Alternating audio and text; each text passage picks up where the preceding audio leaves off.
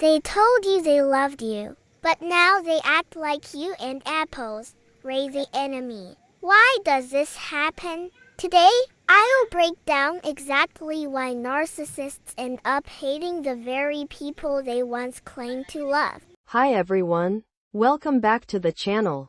Today, we're going to dive deeper into a topic that many of you have been curious about. Why can a narcissist change so drastically?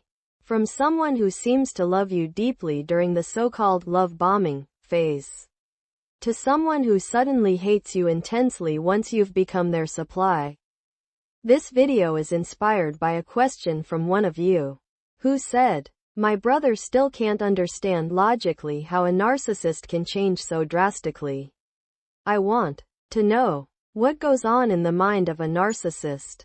What causes them to transform from what seemed like an angel into a complete monster, even when we as victims feel like we haven't done anything wrong?" Quote, "Today, we're going to discuss that, so you can better understand what's happening inside a narcissist's mind. And hopefully, this will also help you realize that in most cases, when a narcissist starts to hate you, it actually has nothing to do with you. It's not your fault. You'll understand why once I explain the patterns behind their hatred. Let's start with the first reason why a narcissist can end up hating their supply. It begins with the clash between their delusion of superiority and reality. You see, narcissists often claim things like, "I'm better than everyone, I don't need anyone," or "I can do everything on my own." They repeat this so much, they start to believe it themselves. They want to convince you, and themselves, that they are completely self-sufficient. But, here's the truth. Narcissists can't function alone. They need validation. They need attention. They need someone to reflect their worth back to them. This is what we call narcissistic supply. And when reality contradicts their delusion, when they realize they do need other people, it creates internal conflict. That clash is painful. And for a narcissist, that pain turns into rage. So where does that rage go? Right to the person closest to them. You, their supply. Even when things seem fine.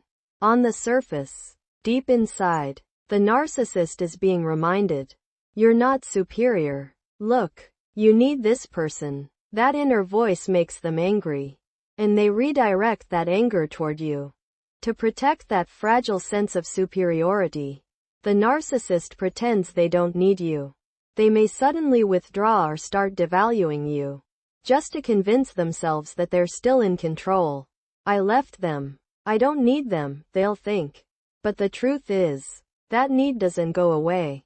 So what happens next? Once they crave supply again, they come back. This cycle, leaving and returning, can repeat over and over. That's why so many narcissistic relationships are on and off, break up and make up. They aren't driven by love, but by the internal tug of war between their need for others and the lie they tell themselves about being completely self-sufficient. Now, let's talk about the second reason. Unrealistic expectations. When a narcissist first enters a relationship, they often place extremely high hopes on their partner. At first, those expectations might seem charming, like admiration or idealization, but over time, they grow into impossible standards. No matter how perfect you try to be, no one can live up to those unrealistic ideals. But instead of realizing that their expectations are the problem, the narcissist blames you. In their mind, it's not "I expected too much," it's "you failed me." That disappointment quickly turns into anger. And that anger becomes resentment.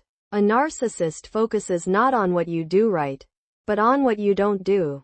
Every little unmet expectation is stored, like a secret list of disappointments. That list grows day by day, until it turns into deep-seated hatred. Hatred they believe is justified. But again, it's not really about you. It's about their inability to face their own flawed thinking. The third reason is paranoia and sensitivity to criticism. Narcissists hate being criticized. even if it's subtle, unintentional, or not criticism at all. The problem is, they're so paranoid that they interpret neutral actions or words as attacks. You might just express a different opinion, or like something they don't. That alone can make them feel criticized. Over time, these misunderstandings pile up, and their paranoia feeds into more hatred. You may not even know what you did wrong, because you didn't actually do anything wrong. But to the narcissist, it feels like betrayal. The fourth reason is all about imperfection. Now, we all know that no human being is perfect. That's just reality. But for a narcissist, someone who believes they're flawless, it's unbearable to be with someone who's not. So when they notice your flaws, even the most natural, human ones, they don't just acknowledge them. They fixate on them. They stop seeing your strengths and start obsessing over every tiny mistake. Why? Because deep down, they believe someone as perfect as them shouldn't be paired with someone imperfect like you. And the more they see those imperfections, the more resentment they build. Fifth, let's talk about jealousy. This is especially common when the victim is what we call an empath. Narcissists hate when the spotlight isn't on them. And empaths, without even trying, naturally attract others with their warmth, kindness, and emotional depth. People gravitate toward them. So if you're an empath, your genuine empathy can unintentionally steal the attention from the narcissist. You don't mean to do it. You're just being yourself. But to them, that's a threat. That creates jealousy. And jealousy, in the narcissist's world, turns into anger and eventually hatred. Even if you never wanted the attention, even if you love the narcissist and try to support them, your natural qualities make them feel inferior. And instead of appreciating your goodness, they punish you for it. Over time, this silent jealousy builds into emotional distance. And ultimately, emotional abuse. The sixth reason is all about reality. Something narcissists struggle to accept. In every relationship, there's a natural decline over time. We get older. We stop trying to impress each other as much. The newness fades. That's normal. That's life. But for a narcissist, this decline feels unacceptable. They can't stand the idea that their partner is no longer shiny or exciting. They expect their partner's value to stay the same, or even increase. Why? Because they believe they deserve the best, always. So when they sense your value dropping, even just naturally with time, they start looking for new supply. Now, after everything we've discussed, I hope you can see that when a narcissist hates you, in most cases, it's not because of anything you did wrong. They have deep-rooted issues, delusions, fears, insecurities, that they refuse to face. And instead of dealing with those problems themselves, they project them onto you. They convince you that their dissatisfaction is your fault, that you're the problem, but you're not. The cycle of narcissistic abuse isn't unique to you. It happens to almost anyone who gets close to a narcissist. So if you've ever felt like you're the only one, you're not. I hope this video has been helpful.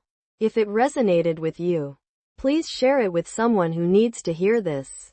And as always, take care of yourself, and I'll see you in the next one.